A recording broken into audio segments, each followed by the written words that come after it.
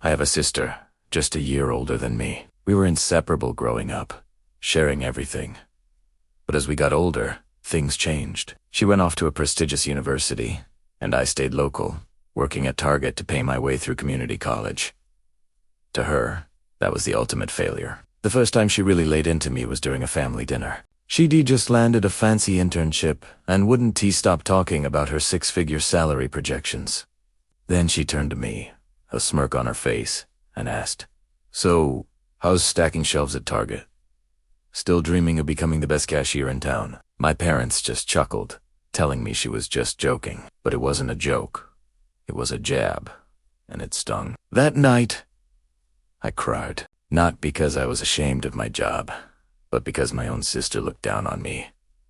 Target wasn't just a job. It was my stepping stone. The flexible hours allowed me to study, and the employee benefits, like tuition assistance, were a lifeline. I was studying business management, dreaming of one day running my own store, maybe even a whole district. But to my sister, I was just a retail drone with no ambition. The mocking became her favorite pastime. Every family gathering, every phone call, she'd find a way to bring it up. "Oh, you must have gotten a great discount on this," she'd say, pointing at my clothes. Or, "Don't you get tired of wearing that red shirt all day?"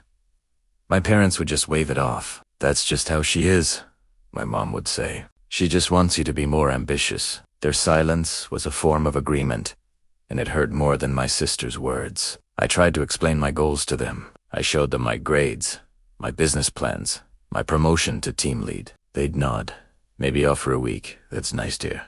But their eyes would light up when my sister talked about her stock options and corporate retreats. It felt like I was invisible.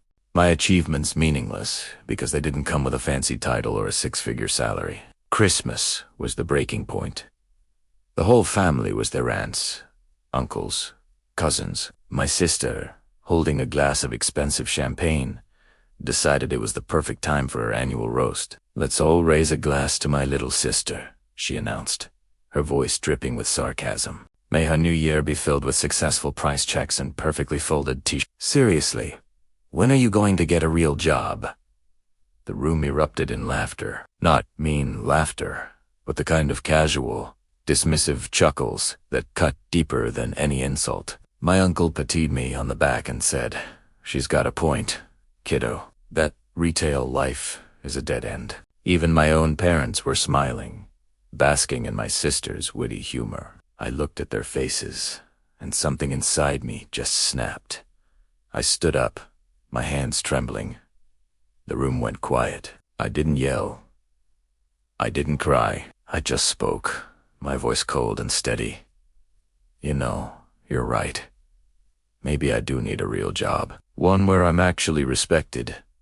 I looked directly at my parents, and maybe I need a real family, too. One that actually supports me.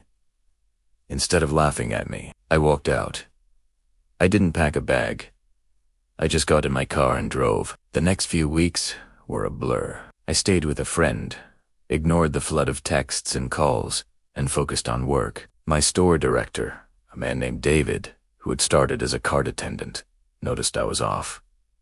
I ended up telling him everything. He didn't offer a pity. Instead, he offered an opportunity. "There's a new executive team lead position opening up," he said. "It's a salaried management role. You'd have to move, but I think you're ready for it. I'll recommend you." It was a huge leap, but I knew I had to take it. I poured everything into the interviews. I used my business school knowledge, my hands-on experience, and my passion for retail. 2 weeks later, I got the call. I got the job. It came with a significant salary, full benefits, and a relocation package to a new city, hours away. It was my ticket out. The first people I told were my parents. I called them and matter-of-factly explained that I had been promoted to a corporate management position with Target and would be moving. There was a stunned silence on the other end of the line. "A management position." "My dad," stammered. "Like a real one?" "Yes, Dad," I said, a bitter taste in my mouth. "A real one, with a salary that might even impress you." The move was the best thing I ever did. I thrived in my new role. I was good at it. I loved leading a team, solving problems, and seeing the direct impact of my work. For the first time, I felt truly proud of myself. Not because I was proving anyone wrong, but because I was proving myself right. A few months later, I got a frantic call from my mom. My sister had been laid off. Her prestigious company had a round of downsizing, and her essential role was eliminated. She was devastated, her identity shattered. They wanted to know if she could maybe come stay with me for a while to figure things out. I thought about all the years of mockery, the laughter, the dismissiveness. I thought about the pain they had all caused me. The old me would have caved, desperate for their approval. But the new me was different. I'm sorry to hear that. Primera sight, calmly. That must be really tough for her. I paused, letting the silence hang in the air.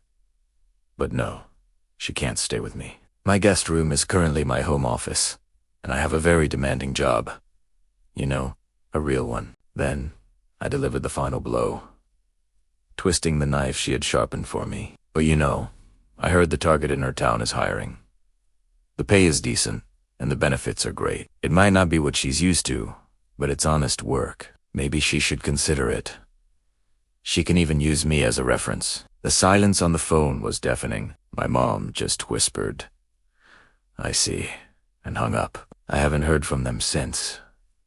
Some might call it petty, but to me, it was justice. I didn't need their applause anymore. I had built my own stage, and from where I was standing, the view was pretty great. I found my value not in their approval, but in my own hard work and success, and that's a lesson no amount of money can buy. Thanks for listening to my story. If you've ever felt underestimated, remember that your worth isn't defined by others' opinions. Keep grinding, believe in your path, and you'll get there. Don't forget to like and subscribe for more stories. See you next time.